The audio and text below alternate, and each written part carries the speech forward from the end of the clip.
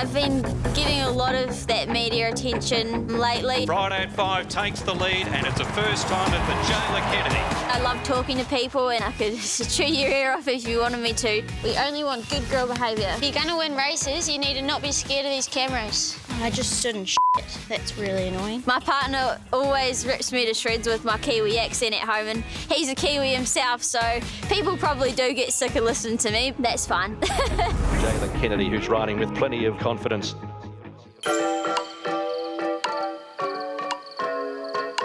So my family in New Zealand, they're all heavily involved in racing. My parents were both jockeys and they now train, and their parents were also both jockeys and trainers, so it's in my blood.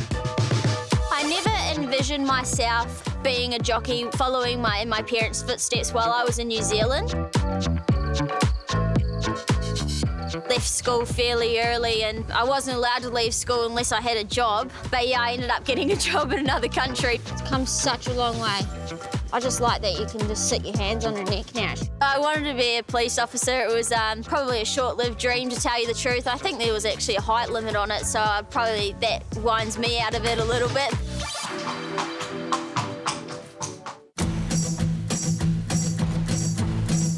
My first jump out on one of Dan's horses, the speed that I had and the adrenaline rush that I had there, I knew that was out the window from that moment on, really. Yeah, Jaylah's been over here with us now for about 7 years. She came in here as a stable hand track rider, and she's been here ever since, and everything she's done along the way, she's been, fit in very well here and been a big asset to our stable. Dan O'Sullivan's been amazing for me. Not just him, but his whole family as well. They took me in, they treated me like one of their own, and it's something that I'll be grateful for the rest of my life. She also was very handy for me. She'd come to the races quite often with me back in the days, which, as it's turned out, has been really good exposure for Jaylah. So when she turned up at the races as a jockey, she wasn't like a new kid off the street. He don't catch any mice, all he does is sleep. Oh, Ballarat's home.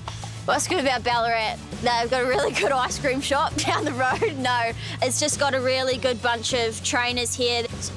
I've been given a lot of good opportunities with them, and I'm not just getting rides in town for them, they're also putting me on in the country too. Gates open, they're underway. I didn't have to wait too long to ride my first winner. Here's Friday at 5 starting to join in on the outside. Friday at 5 takes the lead, and it's a first timer for Jaylah Kennedy.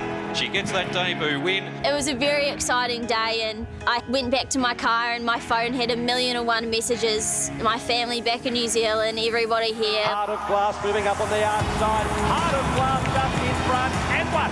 I've ridden about 80-odd winners now. My first Metropolitan double at Sandown was a very special day, and then the next weekend I come out and rode another Metropolitan double at Sandown as well. Hard to cross, racing well, and one again.